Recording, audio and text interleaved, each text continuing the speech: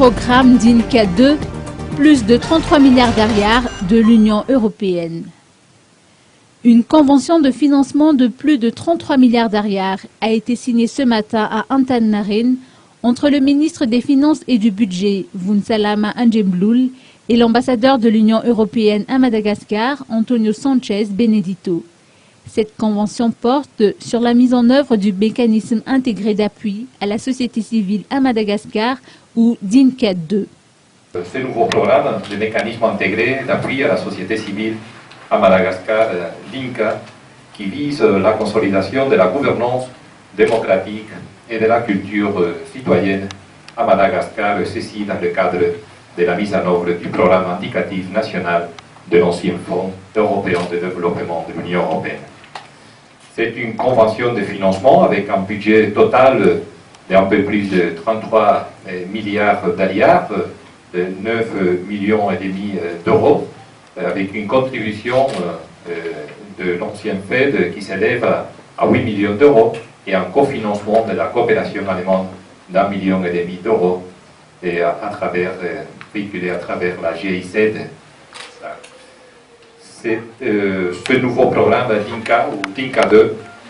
comme je disais, vise à renforcer les capacités des organisations de la société civile malgache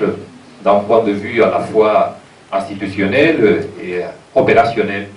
et tout en améliorant leurs actions et participation en tant qu'acteurs de gouvernance en faveur de la consolidation de l'état de droit, de la culture de la redevabilité, et du développement inclusif, durable et de l'égalité des sexes. Il s'agit de la première convention que Vunsalama Anjemloul signe en tant que ministre des Finances et du Budget.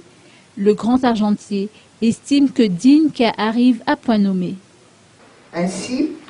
l'approche DINCA, qui est l'objet d'un accord de financement de 8 millions d'euros ce jour, arrive à point nommé. L'appui de l'Union européenne et des partenaires dans l'Union européenne, à savoir donc l'Allemagne, la France représentée ici, l'appui donc à ce mécanisme intégré d'appui à la société civile permettra d'aboutir à la réalisation d'un des secteurs d'intervention prioritaires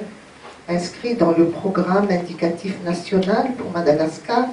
dans le cadre du 11e FED, qui est la gouvernance et le renforcement des politiques publiques.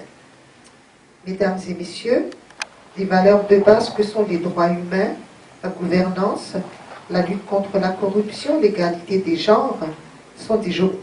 des objectifs communs, tant à nous, membres du gouvernement malgache, qu'à vous, membres des organisations de la société civile. En ma qualité de ministre des Finances et du Budget, j'ose espérer qu'à la suite de cette approche DINCA, la voix, la participation, l'impact et le rôle de la société civile en tant qu'acteur de gouvernance et intermédiaire entre l'État et le citoyen seront renforcés. Des représentants de la plateforme de société civile ont rehaussé de leur présence cette cérémonie de signature.